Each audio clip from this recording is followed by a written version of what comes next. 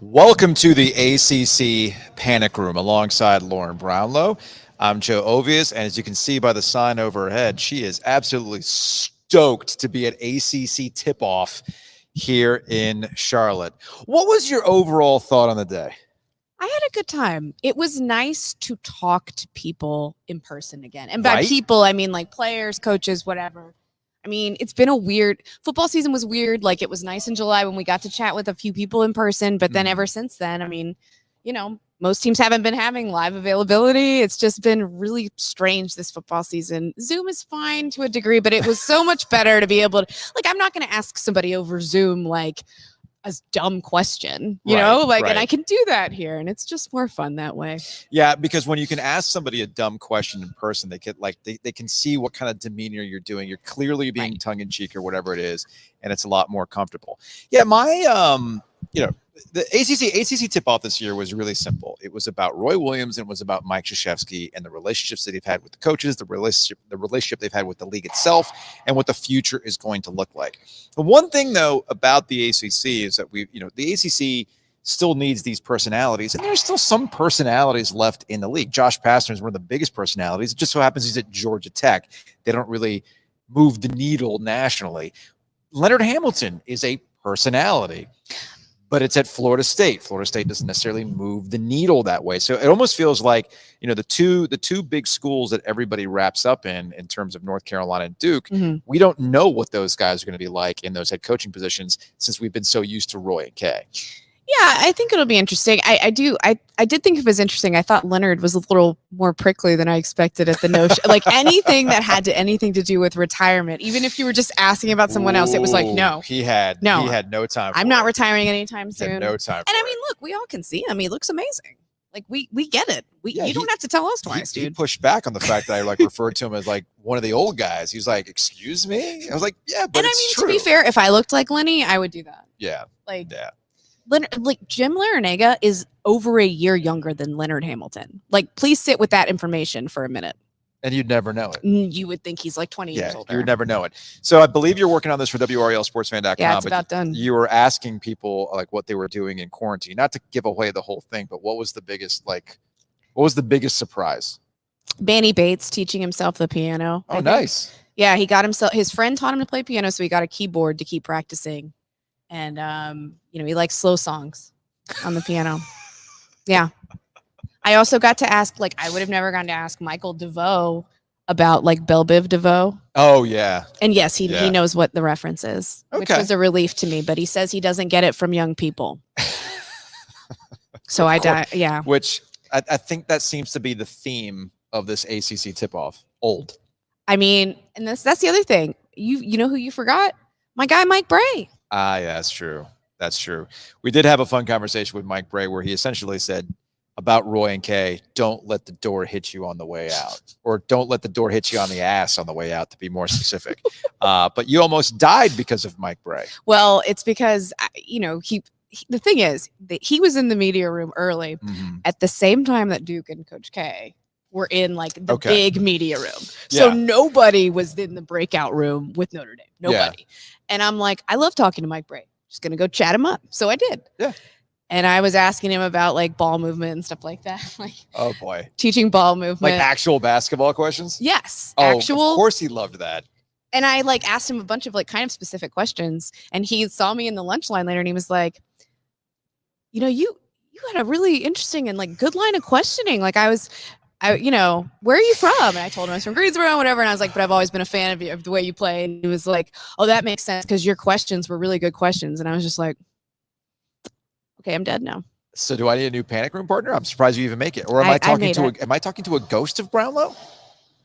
Maybe. I mean, it is Halloween. Yet. It is Halloween. It's spooky seson. It is. And be on the lookout for that. I mean, I just know that that's, that was goals for me. And so I'm glad you got those goals. Well, so a couple recurring themes from the day that were not related to Roy Williams or Mike Krzyzewski.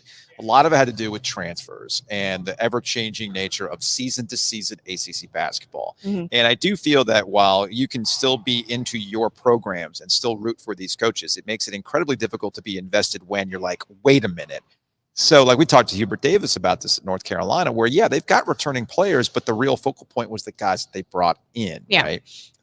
We had talked to Jeff Capel at Pitt, and Giglio had asked. That roster is like, well, but what's funny about that is, Giglio, had pointed out to Capel, like, yeah, you kind of get pointed out as this guy, a coach in a program that keeps losing players, but Capel was very quick to point out, yeah, but it's two ways. We're bringing other guys in, guys that they really like. So but there's an effect on this. The coaches are adapting to it, obviously, because they have to. They're left with no choice. But I still think as fans, we're still having a hard time processing what's about to happen. Duke fans have been living that life for a while now, but with the one and dones. I think with State fans, through Gottfried and like, let's scramble for a roster. Yes, they've been living that life. And obviously under Kevin Keatts was used to that, given his coaching background, including UNCW. There's some familiarity with that. The program that's going to have the biggest adjustment would be Carolina fans with how things are going to be going forward with Hubert Davis. Not to say that they can't be successful, not to say that people aren't still going to love Carolina basketball, right? But this is going to be a whole new freaking world for Tar Heel basketball fans, and it started today with the way they were talking about the team. For sure, but I mean, it's I think it's almost more symbolic too of just like the whole thing about stepping into a new era of basketball with Hubert Davis. They're not going to talk about straying too far from the things that are traditionally important to them, but at the same time, like I think they realize, yes, we have to start getting big men who shoot threes. Yes, we have to start getting transfers in when they're interested, and certainly they'll be interested. I mean, it's not like Carolina never took transfers before, never had any before, but they certainly didn't have to expect as much of that as they probably are going to have to now. But I mean, that's what happens when you put that exemption in place and say you can transfer wherever. It was funny. Prentice Hub was like, ACC players are transferring to other ACC schools. He goes, I didn't even know that was a thing. And I was like, well, it's a thing. Maybe now, that's why man. Notre Dame had no transfers. Maybe they just didn't know that they could do that. It is a thing now. It is absolutely a thing now. It's a thing. A couple other housekeeping notes from ACC Tipoff here in Charlotte. Jim Phillips, the commissioner of the ACC, did the normal press thing, although he didn't. Because remember at ACC kickoff, he said football is the priority. He didn't really have to circle back on, oh yeah, we're basketball here too, right? And he spent some time talking about Coach Kidd. He should have just been like, I'm not even going to show up today. Yeah, I was thinking about not even doing this because I said football is a priority. Right. And, I mean, if you've seen the state of the league right now, we're really worried about the college football playoff. But what I actually thought the more interesting aspects of the Jim Phillips press conference were related to the alliance, which we still don't know what the alliance is about. They can say all the buzzwords they want, and the distribution of the ACC network. Now, I go back to July, okay? I go back to July for ACC kickoff where they were optimistic about the ACC network getting cleared by Comcast. Right. Slight problem. Still hasn't been cleared by Comcast. No. And they front-loaded that ACC football schedule, including the game we just had this past weekend between Notre Dame and Virginia Tech. Yep. That was engineered to get Comcast to bite because of Notre Dame, such a big football product. Comcast did not bite, but he still reiterated that they were optimistic. Right. If I may, the issue right now is that the distributors are so emboldened by the fact that consumers are continuing to leave these bundles because they can go to Netflix and they can go to do various other things, HBO and everything else. They're not willing to pay those prices anymore for sports. I hear you, but at the same time, if that's an impetus driving people to those things, why would you want, especially when you can still get some regional networks there, why would you want to drive people away? But that's what Hulu exists for. They talked about working with Disney and ESPN. Yeah. Disney owns Hulu, and I understand that Comcast is like this, it's all the homes. But if you're really motivated to watch ACC network stuff or sports in general, you have those options in front of you, including Hulu. And I'm not quite sure that Comcast is going to put this cost to subsidize ESPN and the ACC network for a consumer base that maybe 20% of care about, not even 20%. Like 20% of people might be general sports fans, right. And it whittles down even more when you get to things like the ACC network. But Disney's got the hammer because they got this portfolio. I'll be curious to see where it goes, but I almost feel like the window has been missed for the Comcast thing because they've had some big games and Comcast has not bit.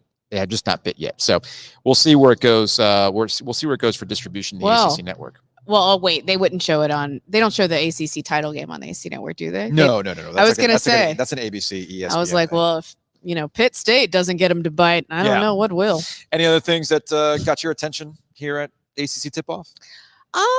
No, it was interesting. I really enjoy talking to players from other teams as well, because it's a nice chance to get to know some of them beyond just what we see on a basketball court. I felt super like inadequate and interested in the fact that so many of them like actually did productive, real things with their time in quarantine. So did we. Like what? A radio show. I mean, and trying to find new and inventive ways to get people to listen to sports talk radio without sports. That's work, Lauren. I didn't learn the piano like Manny Bates. Like, it's just, you know, some of them were reading. I was like, God, I read less during the. Somehow I read less than I did before. It's just played some video games. A lot of them did that too. Yeah, it seems like a much more productive use of their time. Anyway, that's going to wrap it up for this edition of the ACC Panic Room at ACC Tipoff here in Charlotte. We'll see y'all this weekend for some ACC football action. Okay, end the broadcast.